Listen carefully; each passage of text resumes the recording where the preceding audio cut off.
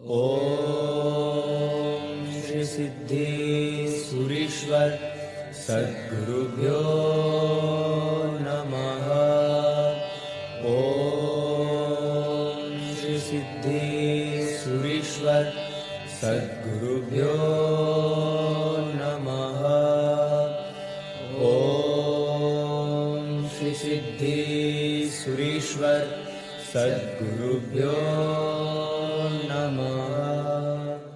वैसे तो कहा जाता है कि वैराग्य की प्राप्ति होना दुर्लभ घटना है, पर मेरे लिए यह बहुत ही सरल घटना बन गई है, क्योंकि संसार में मुझे ऐसे निमित्त मिले हैं कि वैराग्य ना हो तो ही आश्चर्य। परिवार में ऐसी घटनाएं घटित होती कि वैराग्य को आना ही पड़ता।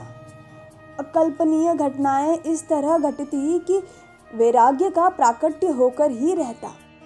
मेरी आंतरिक भूमिका नहीं होने से ये वैराग्य लंबे समय तक नहीं टिकता, यह अलग बात है, पर प्रकट तो होता ही है। मेरे भाई के पुत्र की उम्र 14 वर्ष की है, जिसे देखकर आपको उससे प्रेम हो जाए, इतना सुंदर। जब वो बोले तो आप उसे सुनते ही रहे, इतनी मीठी आवाज़।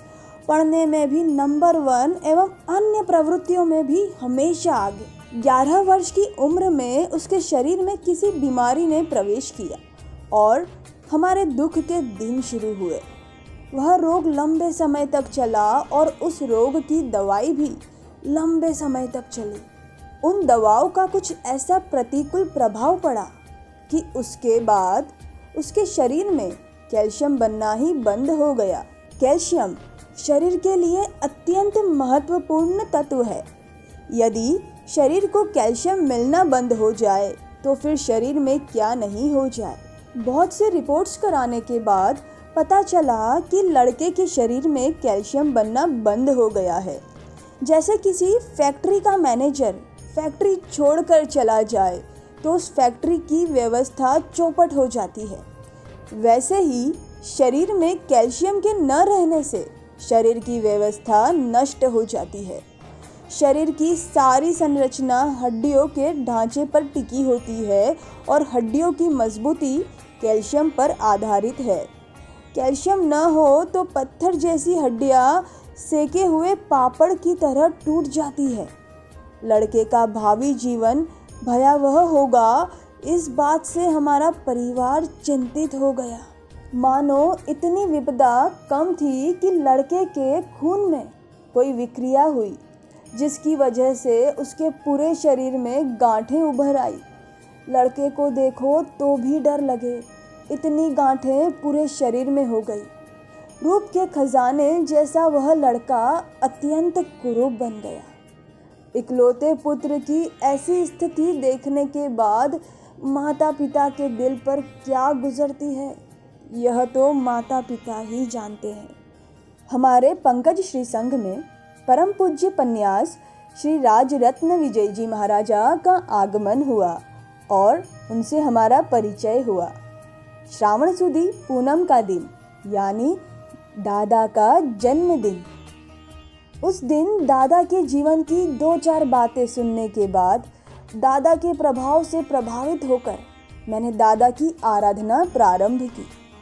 दादा की आराधना प्रारंभ करने के बाद मेरे जीवन में हुए अलौकिक अनुभव से मैं दादा की परम भक्त बन गई। इतने पुण्य प्रभावी दादा की कृपा उस लड़के को मिले, इस हेतु मैंने दादा की सारी बात उसे बताई। उसने न तो दादा को देखा था, न कभी उनका नाम भी सुना था, पर मेरी बातें सुनकर वो दादा का भक्त बन गया।